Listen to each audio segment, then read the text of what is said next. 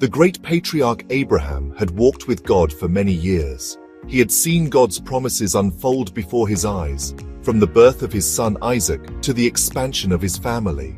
But as his time on earth came to an end, his legacy continued through his descendants. Abraham took another wife, Keturah, and together they had 6 sons: Zimran, Jokshan, Medan, Midian, Ishbak, and Shua. Jokshan was the father of Sheba and Dedan, and the descendants of Dedan were the Ashurim, the Letushim, and the Lumim. The sons of Midian were Ephah, Hanok, Abida, and Eldar. All these were Keturah's descendants. Abraham left everything he owned to Isaac. From them came many nations and tribes, spreading across the lands, fulfilling God's promise that Abraham would be the father of many nations.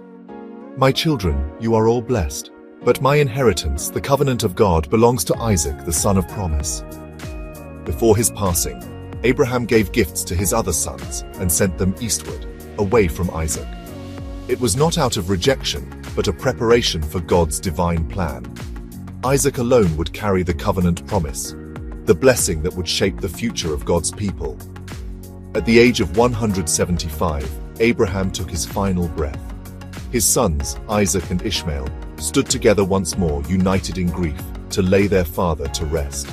They buried him in the cave of Machpelah, alongside his beloved wife Sarah, in the land Abraham had bought with faith. After the death of Abraham, God blessed his son Isaac, who lived near the well of the living one who sees me. Father, your faith has lit the path for generations to come.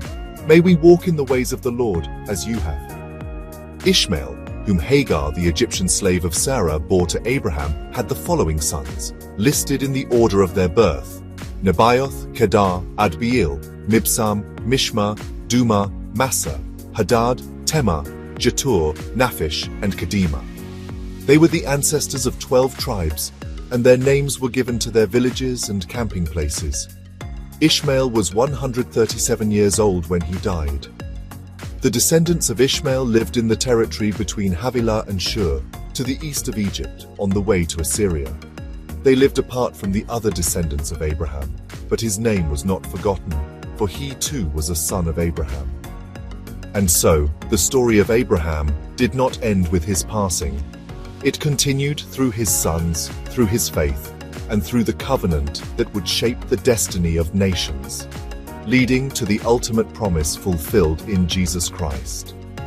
Genesis 25 reminds us that God's plans are greater than we can imagine. Through faith and obedience, our legacy can impact generations to come. Love all and care for all. What part of Abraham's story inspires you the most? Share your thoughts below, like, share and follow for daily Bible stories.